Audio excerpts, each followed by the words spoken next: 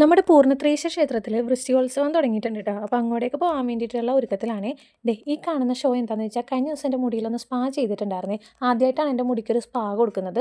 ഇതിനു മുമ്പ് കൊടുത്തിട്ടുണ്ട് ചെറിയ രീതിക്ക് കല്യാണത്തിന് വേണ്ടിയിട്ട്. പക്ഷേ ഇത്രയ്ക്ക് ഡീപ്പായിട്ട് ചെയ്തിട്ടുണ്ടായിരുന്നില്ല. ഇതിൻ്റെ ഒരു കൊളാബ് ഷൂട്ടും കൂടി ആയിരുന്നു കേട്ടോ. എൻ്റെ ജീവിതത്തിലെ ആദ്യത്തെ കൊളാബ് ഷൂട്ടായിരുന്നു അത്. അതിൻ്റെ വീഡിയോ ഞാൻ വഴിയെ പോസ്റ്റ് ചെയ്യാം കേട്ടോ. പക്ഷേ അന്നത്തേന് ശേഷം ഇപ്പോൾ വരെ എൻ്റെ മുടി കാണാൻ നല്ല ഭംഗിയുണ്ട് കേട്ടോ.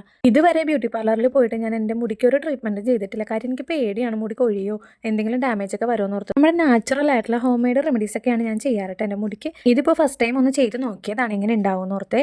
അപ്പോൾ നമ്മൾ അമ്പലത്തിൽ എത്തിയപ്പോൾ തന്നെ അതിന് ഞങ്ങളുടെ പിടിവിട്ട് അയാൾക്ക് വേണ്ട സ്ഥലത്തേക്ക് അയാൾ ഓടിയിട്ടാ. കളിപ്പാട്ടം കണ്ടു കഴിഞ്ഞപ്പോൾ നേരെ അമ്പലത്തിലേക്ക് നടക്കാതെ അവൻ തിരിഞ്ഞാണ് ഓടിയിട്ടാ.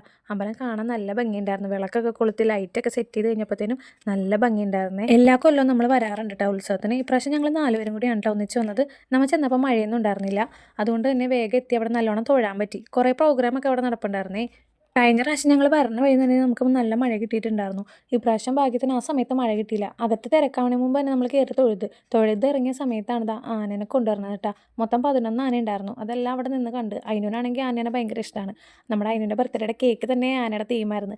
ആനേനെ കണ്ടു കഴിഞ്ഞപ്പോൾ പിന്നെ അയാൾ അവിടുന്ന് പോരുന്നുണ്ടായിരുന്നില്ല. അവനൊന്ന് ഇറങ്ങി അങ്ങോട്ട് ഓടാൻ വേണ്ടിയിട്ടായിരുന്നു കിടന്ന് ബഹളം വെച്ചുകൊണ്ടിരുന്നത്.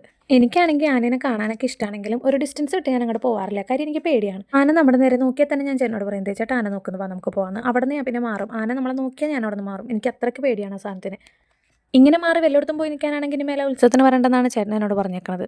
എനിക്ക് പേടിയാണ് സുഹൃത്തെ, എന്ത് ചെയ്യാനാണ്. അമ്പലത്തിലെ വിളക്കൊക്കെ കൊളുത്തിരിക്കണതാണ് നല്ല ഭംഗിയുണ്ടായിരുന്നു. ചേട്ടൻ എന്നോട് പറഞ്ഞ അവിടെ പോയി എനിക്ക് ഫോട്ടോ എടുത്ത് തരാമെന്ന്. ചുറ്റിനും ആൾക്കാരുള്ളതുകൊണ്ട് ഫോട്ടോ എടുക്കാൻ നിൽക്കാൻ എനിക്ക് ചമ്മലാണ്. അപ്പോൾ പിന്നെ നിനക്ക് ഫോട്ടോ എടുക്കാൻ വേണ്ടി അമ്പലത്തിലുള്ള ആൾക്കാരെ മാറ്റാൻ പറ്റില്ലെന്നാണ് ചേട്ടൻ വീണ്ടും എന്നോട് പറഞ്ഞത്.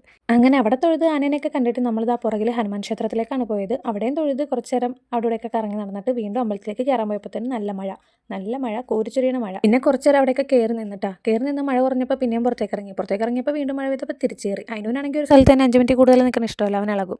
അങ്ങനെ അതിന് വൈലൻ്റ് ആയി കഴിഞ്ഞപ്പോഴത്തേനും ഞങ്ങൾ പയ്യെ ഇറങ്ങി നടന്നപ്പോഴാണ് അന്നദാനം കൊടുക്കുന്നുണ്ട്, കഴിച്ചിട്ട് പോകണമെന്ന് പറഞ്ഞ് അനൗൺസ്മെൻറ്റ് കേട്ടത്. അപ്പോൾ തന്നെ അച്ഛൻ നൈസായിട്ട് ആ വഴി തിരിഞ്ഞു. ഞാനും അമ്മയും ഭക്ഷണം കഴിച്ചില്ല കേട്ടോ അമ്പലത്തിൽ നിന്ന്. ചേട്ടനും അച്ഛനും മാത്രമേ കഴിച്ചുള്ളൂ. അത് കഴിഞ്ഞ് മഴ പെയ്ത് വീണ്ടും ഞങ്ങൾ കയറി നിന്നപ്പോൾ ഒരു പെണ്ണ് റീൽസ് എടുത്ത് നടന്നു വരുന്നു. ഇതിനും വേണമെങ്കിൽ ഒരു പ്രത്യേക ധൈര്യം എന്ന് ഞാൻ ചേട്ടനോട് ചോദിച്ചപ്പോൾ ചേട്ടൻ പറഞ്ഞു, നീ മാത്രം ഇങ്ങനെ ആയതിന് എന്ത് ചെയ്യാൻ പറ്റുമെന്ന്. അതും കഴിഞ്ഞ് പോകുന്നപ്പോൾ ആനേനെ നെറ്റിപ്പട്ടമൊക്കെ വെച്ച് സുന്ദരനാക്കി നിർത്തിയേക്കുന്നു. കുറച്ച് നേരം ആനേനെ വായി നോക്കി എന്നിട്ട് നമ്മൾ വേഗം വീട്ടിലേക്ക് പോന്നു. പോകുന്ന വഴുത അയിനൂനാണെങ്കിൽ ഐസ്ക്രീമും വാങ്ങി. അവൻ്റെ അടുത്ത് നിന്ന് കുറച്ച് എനിക്ക് കിട്ടുമെന്ന് വിചാരിച്ചിട്ടാണ് എനിക്ക് വേണ്ടതെന്ന് ഞാൻ പറഞ്ഞത്. അവനാണെങ്കിൽ എനിക്ക് തൊടാൻ പോലും തന്നില്ല. അതും കഴിച്ച് ഞങ്ങളതാ വീട്ടിലേക്ക് പോന്നു. അപ്പോൾ ഇന്നത്തെ കുഞ്ഞു വീഡിയോ ഇത്രേ ഉള്ളൂ കേട്ടോ. പുതിയൊരു വീഡിയോ ആയിട്ട് നമുക്ക് വീണ്ടും കാണാം. ബൈ.